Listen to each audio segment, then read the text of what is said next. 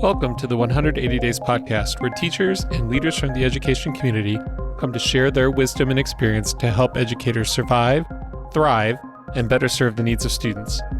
I'm one of the co-hosts, Tim Pope. And I'm your other host, Karen Greenhouse.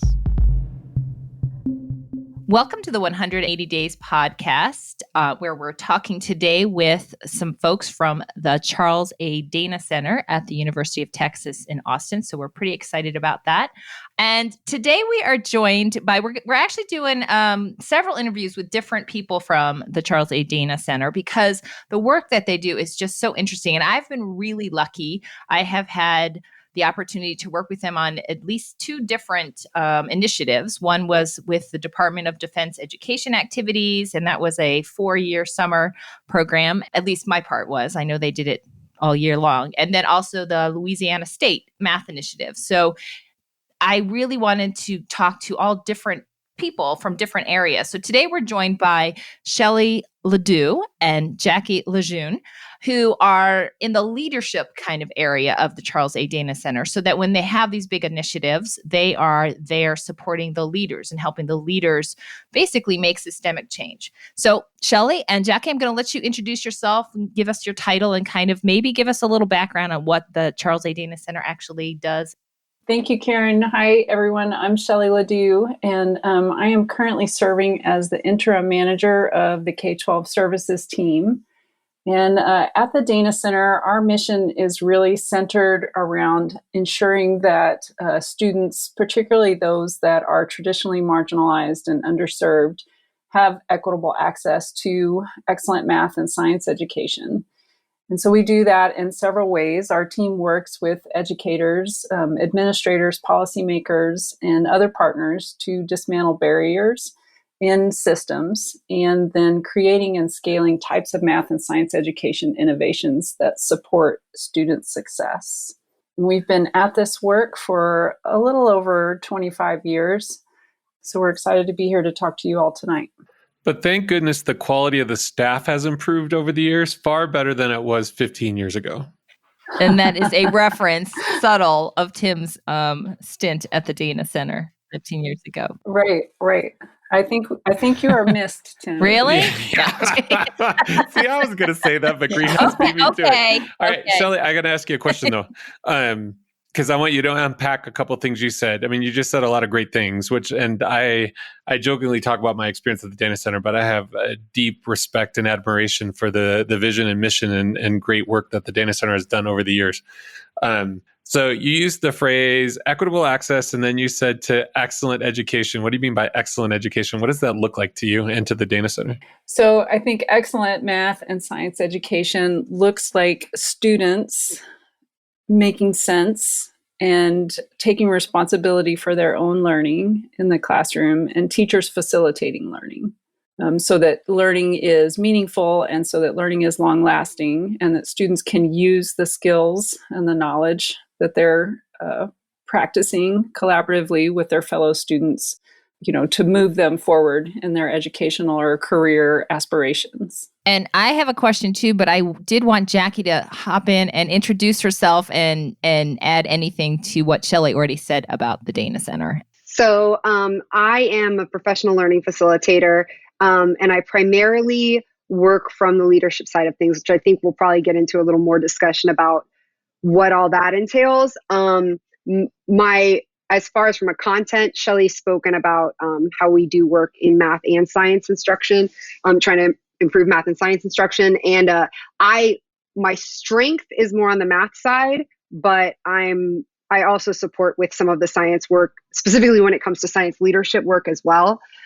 Regarding Tim's question about what excellent math and science instruction looks like, I agree with everything that Shelly said. And while she was talking, my only addition to that would be basically it's, for most of us, I think, the complete opposite of what math and science instruction was like when we were in school, right? Like a complete shift from it being like teacher-centered to being student-centered, and that's really the focus is on what's best for students, not sometimes what's most convenient or what's more led by what the teacher wants to do or thinks is best coming from their perspective, but making that shift to it's really focused on students driving that instruction and what's best for them.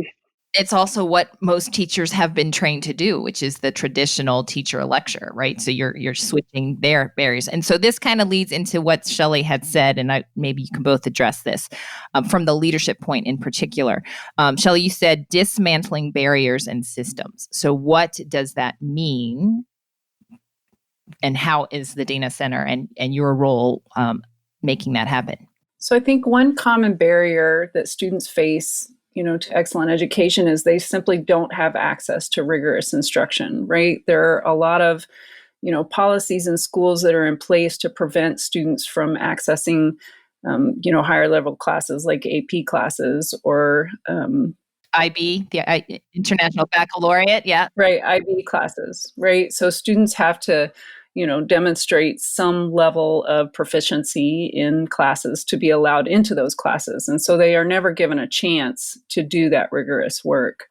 And then we know that bias exists in schools, and, teachers and counselors that are kind of the gatekeepers to these classes, have preconceptions in their minds about what Black students can do, about what Latinx students can do, about what Indigenous students can do. And that influences how often they can get into those classes. And so does that then connect to this systems approach? Because that's how I always thought of the Dana Centers, like in the two programs or initiatives I was involved in.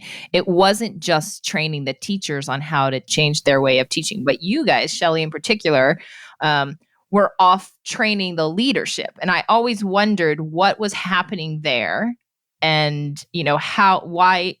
It was very interesting to me that it wasn't just teachers you were trying to change the whole system. And so can you talk a little bit about what you're doing and how that is impacting systemic change throughout the mathematics teaching and science?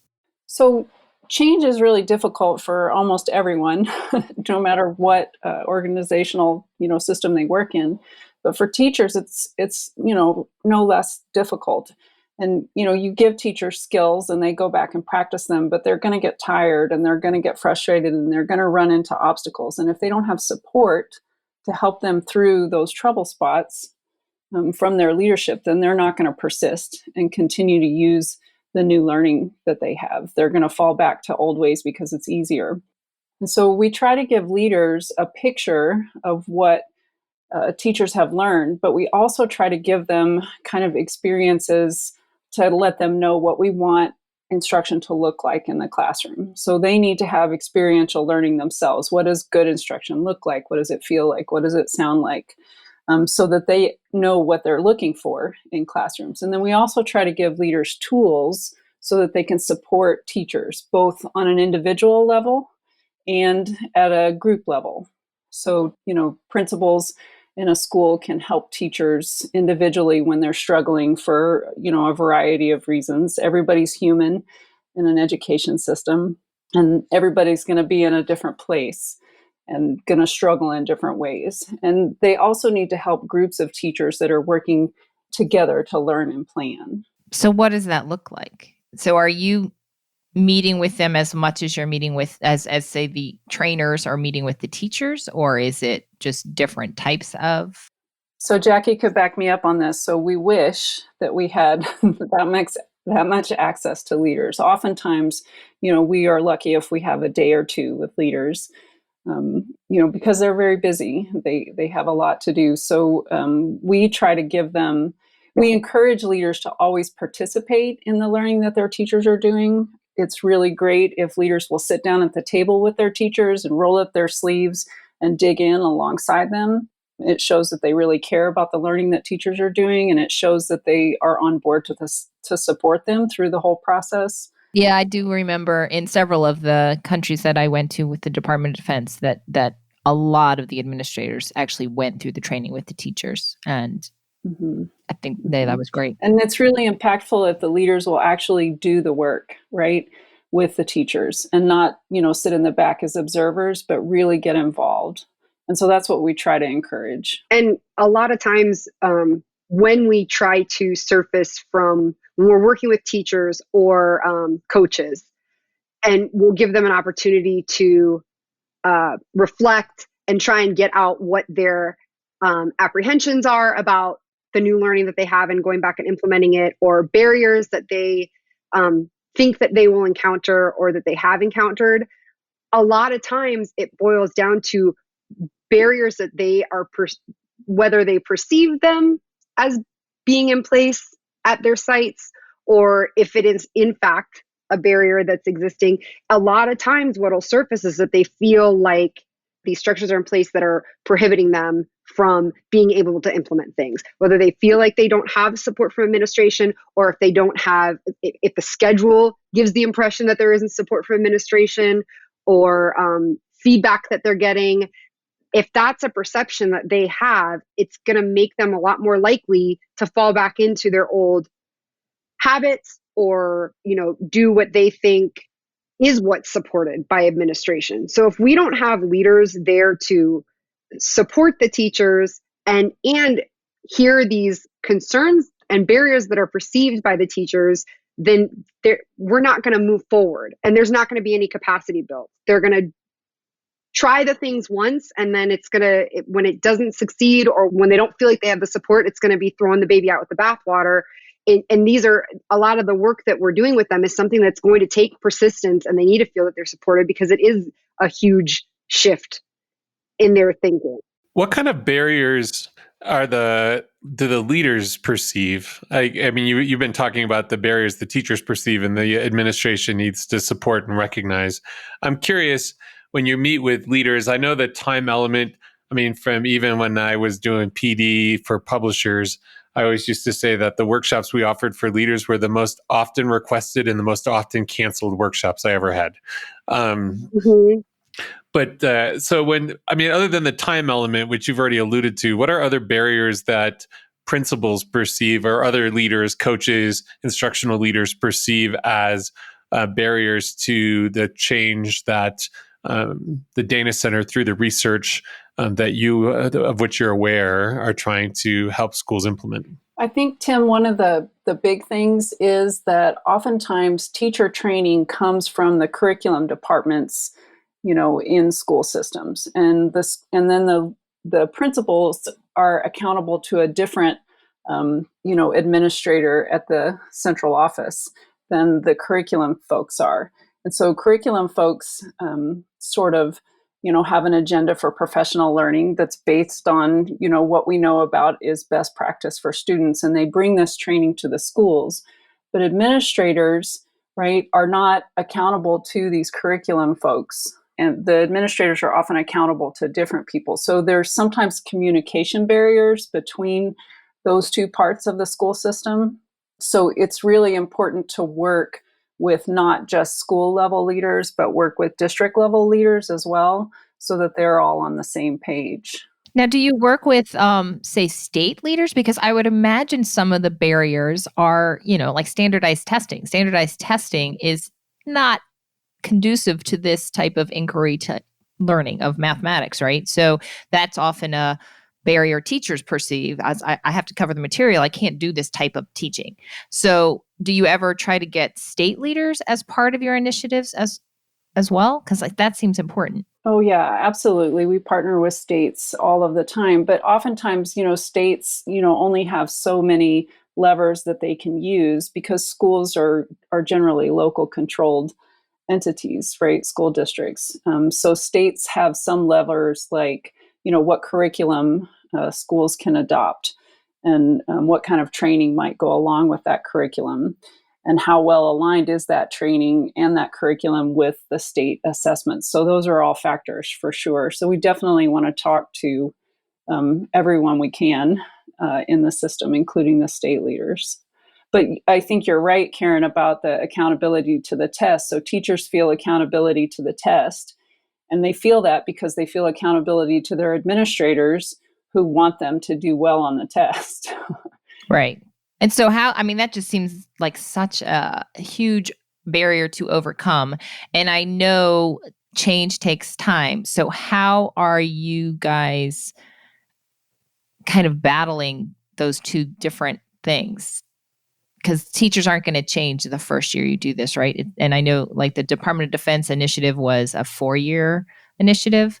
And then I know there's others, but Louisiana was a 3-year, right? So that's a long time. So how are you helping teachers and leaders address the possible test deficits or whatever that might occur as they're making these changes? Or what do they call that? They call that the drop, the testing drop or something when you make a change. Right. The implementation dip. Right? That's it. Thank you. I knew there was an official term. Right. So oftentimes, you have this sort of uptick, and people are doing well and you're collecting data, benchmark data, for example, and you see that your results are improving. But when this kind of new learning and the shift in teaching that Jackie was talking about earlier is difficult to sustain. And so oftentimes you do experience kind of this implementation dip where test scores go down temporarily. And then people get frustrated, and so they give up and, throw out the initiative entirely instead of persisting for the amount of time that it would take to see success. So does the Dana Center only agree to do systemic type of changes if it's long term? Because I can't imagine say, we're going to come in for a month or so and change some things, because it's not going to be effective if you do that. Yeah, so I feel like I'm dominating here, so I'm going to let Jackie weigh in, but it is definitely our strong preference to work systemically and over time. And I think if we had the luxury of only working that way, we would, right? But the fact of the matter is we don't necessarily have that luxury. So we try to share that philosophy as much as we can with potential, I guess, clients, for lack of a better word, and try to explain, the reasoning behind wanting to bring leadership involved and not just doing a one-off or a two-off or even a 1 year long scheduling of support.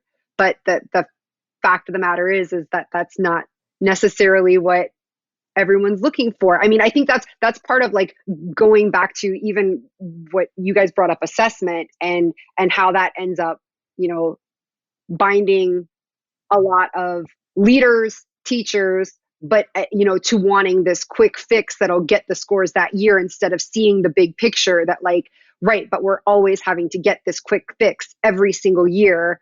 And we're just putting a bandage over it every single year instead of looking at the big picture of how can we actually impact our students as mathematicians and scientists for the long haul, right? And so that we're not constantly having to go back in and let's just get the test scores up this year. This is the year, we just got to get them fixed. We don't have time. We just got to keep our head above water. And a lot of times that's when districts or schools are at that point, that's when they're seeking out outside support, right? They're like, oh crap, we are in a spot where we need help. Well, when they're at that spot, they're looking for the quick fix. Right. Let's bring someone in. They're not thinking okay, let's come up with a solid 3-year plan on how we're going to shift the mindset of our teachers and shift the mindset of our leaders in our schools so that we're really going to have sustainable change happening. They're not thinking that way. They're thinking, okay, let's find some money and let's bring some people in who are experts, but we don't necessarily want their expertise on how to make this sustainable. We want their expertise for the test next 2 months down the road. Yeah. Yeah.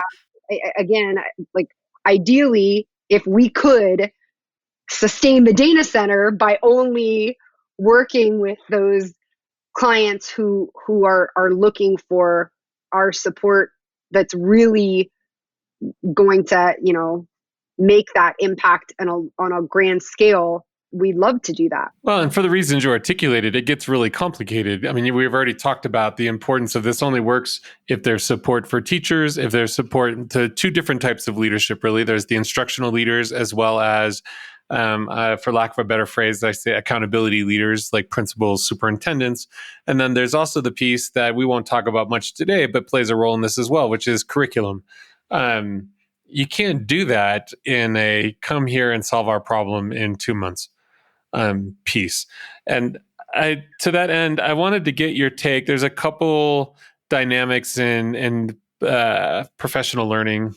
One's been around for a long time and the other one's relatively new. And I'm just curious to get your take on two of the things that schools and districts often do to try to save time and money. So one is the whole train the trainers approach, where like come in and we'll give you 2 months to work with our 2 or 3 folks and then tell them what to do. And the second one is what your take is on asynchronous web-based professional learning. So the trainer of trainers model is kind of what we're doing in Louisiana actually right now. So we are training cohorts of teacher leaders who have some turnkey professional learning that we provide that they take back to their regions and work with their teachers. And I think that model works really well. And it's, a financially sustainable model for a lot of districts if you have the right people as your trainers. So I think that's the key. But speaking as someone who was doing some of that before COVID hit, a lot of the what happens a lot of times is they're just told this is what you're doing now, even though they may not be the right person for that. So yeah, that's difficult. There has to be a process for vetting the trainers that you select. There has to be sufficient time and resources available to support that trainer once you do, put them through the program.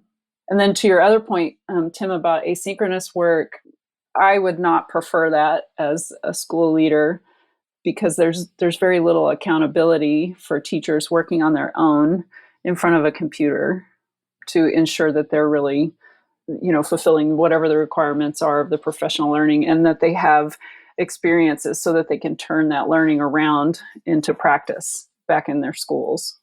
So to speak to that, so what has happened in this lovely time of COVID where obviously you're not allowed to go to the schools and the districts as you used to?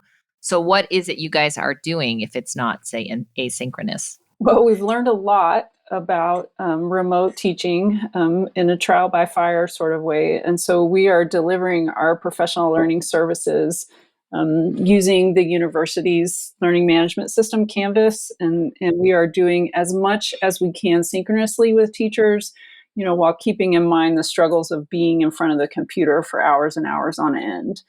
So we keep our face-to-face engagement over the computer with teachers short, and we give them tools and strategies to go back and practice with their students. And then we come back and reflect on that and problem solve once they share their experiences with us. And they do have some asynchronous study that they're doing, but we try to really keep that balanced with times that they can check in with a professional learning facilitator like Jackie and get answers to their questions and things like that. So Jackie, what does that mean? Are you like on call? You have office hours? We do office hours. Honestly, yeah, that's what we do.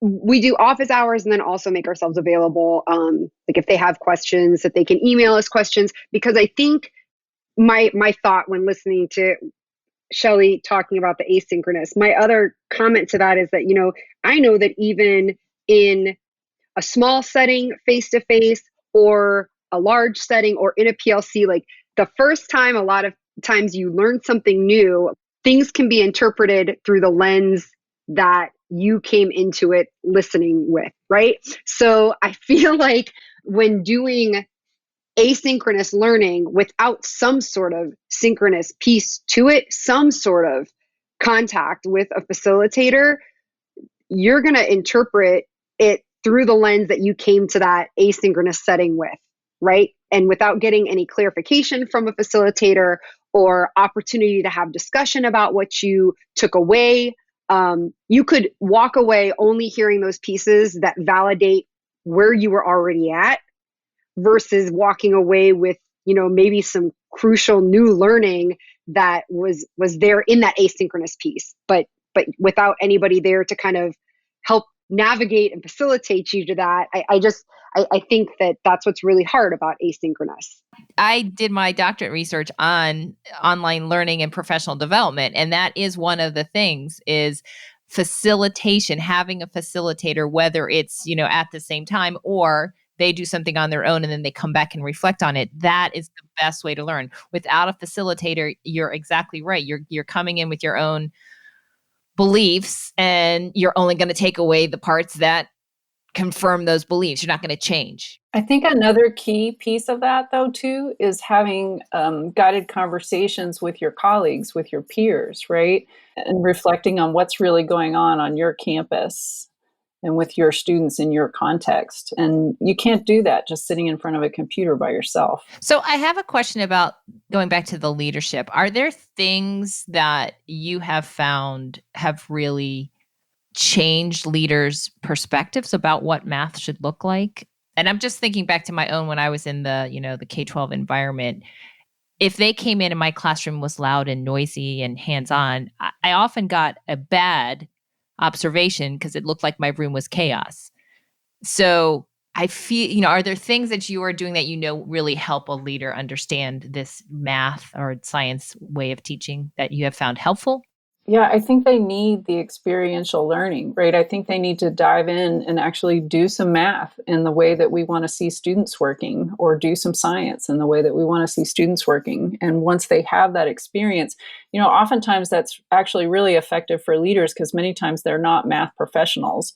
And so they really do learn something about math, or they really do learn something about science when they participate, in a professional learning activity like that. And they come away with this sort of feeling of, wow, I want all of my students to have this great aha moment that I just had about this content. And so, they appreciate it more, and they understand, how difficult it is for a teacher to pull that off. And so they're more, likely to persist in supporting that teacher when they struggle as well. I actually want to ask a question that unfortunately is going to take us back about 10 minutes, but then the conversation flowed elsewhere.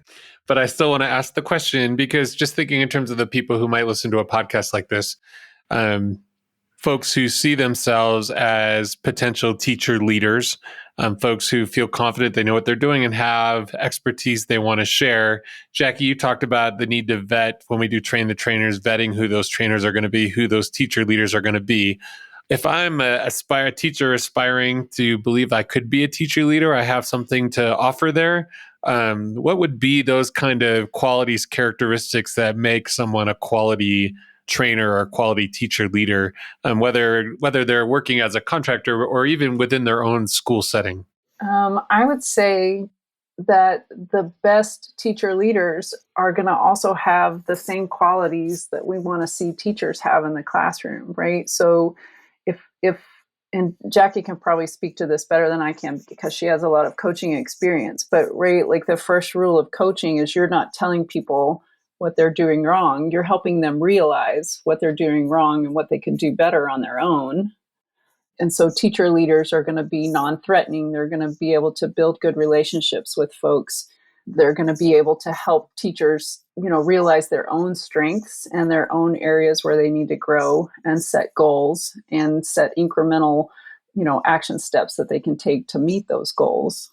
What you said, Shelly, is exactly right. Like, best practices are best practices, right? If you truly believe in student-centered learning and you truly believe in going off of what Shelly said, like not just giving the answers, really helping your students understand their strengths and discover their own misconceptions or I'm trying to train myself to not use the word misconceptions, alternative conceptions, or understand where they're at with their understanding and have that drive to move forward. Like if you really believe that that's best practices, right, in learning, you would be applying that when working with adults as a leader as well. But not being a know-it-all, like really having a partnership with the teachers that you're working with and seeing and being a lifelong learner yourself and working to grow with the teachers that you're supporting and seeing yourself as a support for them, I think is a huge quality. And I think,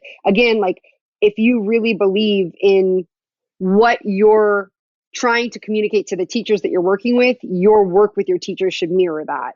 So I guess like not just following that say as I say thing, but your actions are modeling exactly what you're trying to help your teachers implement in the classroom. So I'm gonna rephrase crassly what you just said and then tell me if I go down the wrong road, because this is the guy who left the data center and then went to the dark side and worked in publishing for 12 years. You're telling folks they have to be able to sell it. They have to know it, and they have to sell it. Just like I did a workshop several years ago with Milwaukee coaches, and we did it. We spent a week, and we actually used as the foundation for the workshop Daniel Pink's book, To Sell as Human. As teachers, we're selling every day, right? We go into our classroom and we're selling mathematics to our students.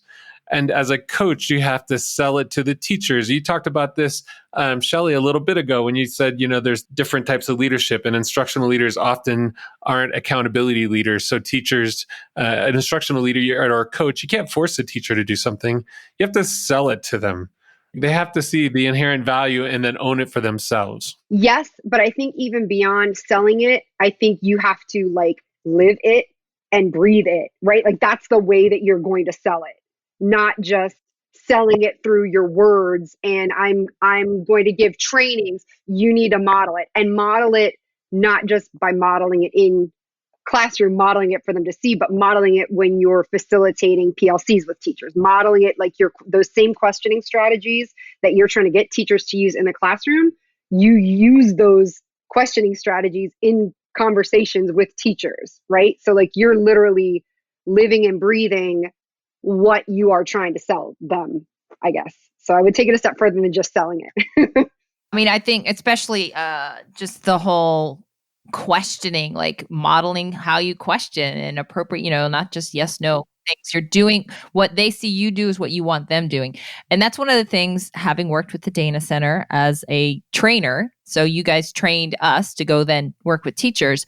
I loved, and I know you're going to disagree with me, I loved the whole model that you guys have. So basically we all get a script with amazing questions, and then we are taught by the Dana Center people who are modeling that script, and then we get the script and we have to practice it. And this is where you guys are going to laugh at me.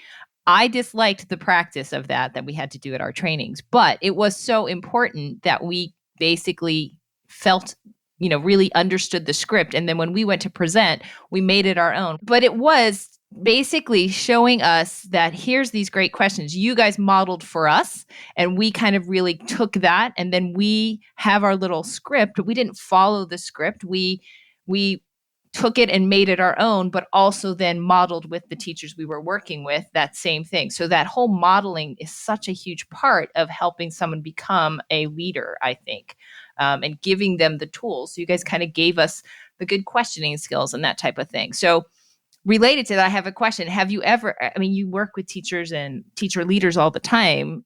Have you come to a point where you're like, this person is not going to help? And that must happen. No names or anything. But what do you do in that case when you're like, this leader is not going to help us? How do you address that when you're working with someone? Yeah, a lot of times that depends on the relationship that we have with the district or the state that we're working in. But there have certainly been times. So what I'll say is, we want teachers to value and honor all of the lived experiences that every one of their students brings to the classroom. And so we want to have that same sort of growth mindset with the teachers that we're working with. And so, I think every teacher can learn and grow. It's just going to take some teachers longer than others, because they come from different experiences, different backgrounds. They have different pressures that they're under, and they're just going to grow at different rates. So, sometimes you have to have a conversation and say, you're not ready. We need to do some more of that practicing that Karen just talked about, right? But I think just like our students deserve opportunities to grow and get better, the teachers do as well. We don't want to approach any work that we do, from a deficit position. Everyone has something to bring to the table. Yeah, and I can say, coming from as a facilitator or working with a group, you get a sense pretty quick kind of who the people are that maybe are coming from, they have more room for growth, or maybe aren't even as open to the message that, they aren't as open to what we're selling. And personally, as a facilitator, because you guys had asked kind of what would be characteristics in somebody who's trying to be a leader or a facilitator in this way, I make it my goal that person is going to make growth. I'm going to find where they're the same way with a student, like Shelly was saying, where their level of understanding is. And I'm going to bring them up. Like I set it as a personal goal to win them over by the time I'm done working with them. So that, you know, to be honest, like for me, that works.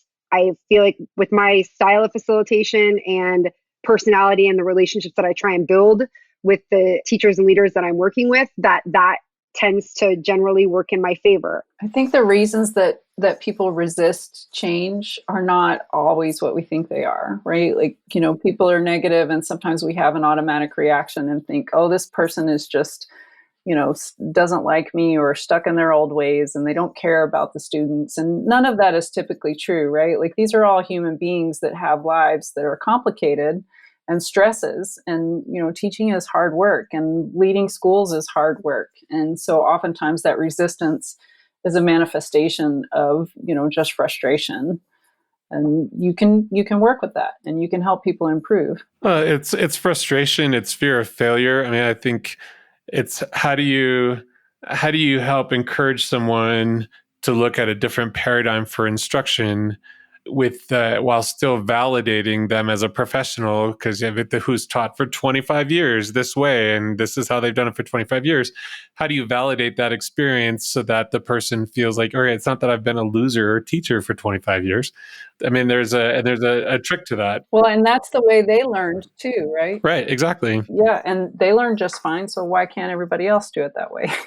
I'm going to ask a question that was on my list that's going to take the conversation in another direction. But Shelly, when you first gave your introduction to the Dana Center, you talk about the Dana Center's specific commitment to supporting students of color and students from marginalized communities. So I guess my question is, what does that look like and how is it different? Because everything we've talked about in this conversation, I'm like, well, that makes sense for any school, regardless of the students. So how does the Dana Center's commitment, which I know is a very real and true commitment, so how does that reflect in how you guys approach your work? Yeah, so that's a tricky question. So one of the things that's important is, you know, you asked about this before, is the work that we actually choose to do, right? You know, Louisiana, for example, has high numbers of minoritized students, and we don't want those students to fall through the cracks, and many of them are. So, you know, part of that is in the types of work that we do and the systems that we choose to work with. But the thing that you said a minute ago, yeah, this is really great for all students, and that's true, but students that are, you know, minoritized are disproportionately affected by poor teaching practices. So improving teaching practices across the board is going to have a greater impact on those populations. That is a great point. Yeah, phenomenal. So I know there's a lot of work that goes behind all these incredible trainings and supports and things that you do. So are you guys, specifically involved in, so if you get a new contract or client or whatever, do you just repurpose some of the things, or do you try to streamline, make it fit the specific state or district that you're working with? How does that work? So we wish we could do that because that would be a lot easier on us. Right. Right. But every system is unique and every system has different challenges. Every system has a different population of teachers, a different population of students, a different population of leaders. So every partnership that we engage in needs to be, you know, thoughtfully planned and with all stakeholders involved. And so we almost never recycle work. Oftentimes we have source material that can inform our work or that can be a starting point.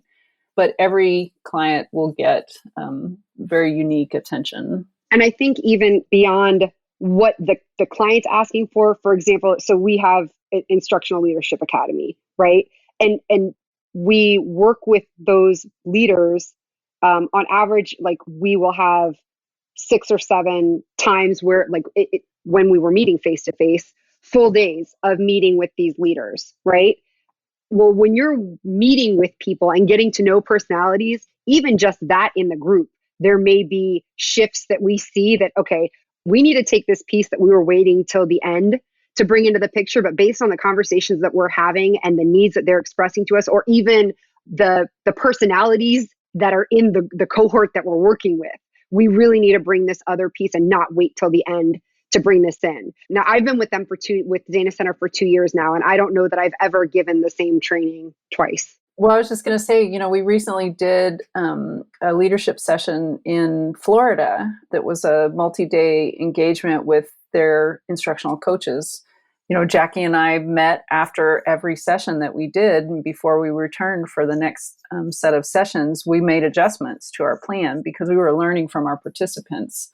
And we wanted to make sure that we were meeting their needs. And sometimes their needs are not obvious until you're actually in conversations with them. So was the Florida workshop how to do quality instruction even when your standards are horrible? How do you really feel, Tim? That's not going to make the podcast, right? So actually, that's a really interesting question, though, because I would imagine, Texas, obviously you guys are, located in Texas, so you probably do a lot of work with some Texas districts or schools. How do you work when the standards aren't supporting necessarily the way that you want the teachers to be teaching? That must be a bit of a barrier right there. Yeah, so I think this goes back to what we were talking about earlier. We know students learn best in student-centered environments where students are driving the learning, where students' questions, are what we're sort of leveraging, and where students, Jackie said it earlier, alternate conceptions are leveraged to promote rich discourse in the classroom, right? So regardless of what the standards are, we know that those teaching practices support meaningful learning for students. And some standards are definitely more, geared towards memorization of facts, and, teachers stress out about assessment tests and things like that. But if students are learning in these meaningful ways, the tests are going to take care of themselves. I will say, though, that, part of a piece that we can leverage when working with Texas is that they do still have process standards, right, that describe how students engage with the mathematics. So that's something that helps us. You're not going to get students to engage with the mathematics by teaching a lecture, rote procedural, right? Or lecturing, that's not going to happen. So you won't be teaching your standards. You'll be leaving out a whole piece if you aren't embracing or shifting the way that you're teaching, right? So that kind of helps. It's interesting you brought up Florida standards, though, because I'm from Florida, but I haven't even seen what their brand new standards are. And our work with them was prior to them adopting this shift of completely now. Oh, don't you will cry. You will cry. I'm sure because I was there with the work of I was there. The whole way I found out about the Dana Center was when we first adopted Common Core, and I was trained by the Dana Center and was part of the group that rolled out those standards. And then we had to, oh no, we can't call them Common Core anymore. We've got to shift the name of the standards to the Mathematics Florida standards, and went through all of that work. And it made me want to cry when I heard the news that, oh, nope, this is going to be a platform, used as a political platform to completely get rid of all that hard work. And that's, I think, another reason when Shelly was talking about sometimes we don't know why people are hesitant or resistant to change. Well, with education, that happens so much that's usually a big reason why there ends up being resistance to change, is that I've tried to make this shift 3 or 4 times, and every time I'm told now shift back to this other way of thinking. And so that cycle ends up happening too. Yep, exactly. I am curious to make it a little bigger. Well, 2 things. First of all, a little shout out to Texas, because you talked about the process standards that Texas still has. And Texas actually historically predated the Common Core with the idea that process or how you're learning should be part of the standards. So, I mean, a little shout out to the great state of Texas. But my bigger question for both of you, because standards have become so politicized, and Florida is an extreme example, but it's happened in many states. Does that ever become a barrier in terms of your work with leaders or with teachers? Probably it does. But again, that just goes back to, our process for developing the work that's appropriate for whatever system we're working with. Really is about diving deep into what their context is. And if the standards are part of that context that are problematic, then it's something that we have to work with and address. I think we try not to look at standards as a barrier, and we try to focus on what good instruction is. So related to that, and I know there's been all sorts of different research on this over the years, but I'm curious where the Dana Center is now. So we talk about standards. What about curriculum? What role does the development, implementation of curriculum play as part of your systemic work? I think the evidence of work that we do around curriculum in Louisiana says that curriculum plays a strong role, right? Because Louisiana has a pretty robust, system for evaluating curricula, really as robust as Ed reports, and they do it internally, and they have what they call Tier 1, 2, and 3 curricula, and they want all of their districts implementing Tier 1, which is the high quality curricula that they rate it. And all of the work that we're doing in training teacher leaders is around implementation with fidelity of high quality curricula. So they want teachers to be able to use their curricula wisely and to make instructional planning decisions around that curriculum in collaborative groups. So that's really the point of the work that we're doing in Louisiana. Right. And that I would imagine that's you coming in to support them, and they want you to use their curriculum. What if the curriculum doesn't support the teaching methods that you're really pushing? So how do you adapt what you do to work with the curricula that they're expecting you to work with? Or do you just say at that point, we're not going to work with you because we can't make it work, can't make it fit? So I think, Karen's, like the work that you were a part of, without saying the name, I know from the elementary perspective, the curriculum that was eventually adopted there when we started, they had no curriculum, right? Right, exactly. And then they adopted a curriculum which was not an ideal curriculum from my experience using that curriculum. Right. I would agree with you. But that was part of the goal, though, was like, how can you take this curriculum and showcase the pieces that you can, and how you facilitate it in the classroom so that you are really engaging your students in the practices, and that you are demonstrating the teaching practices, right? Like, this is the resource that has been adopted. Now, how do you utilize this tool as a tool to help your students understand the math content?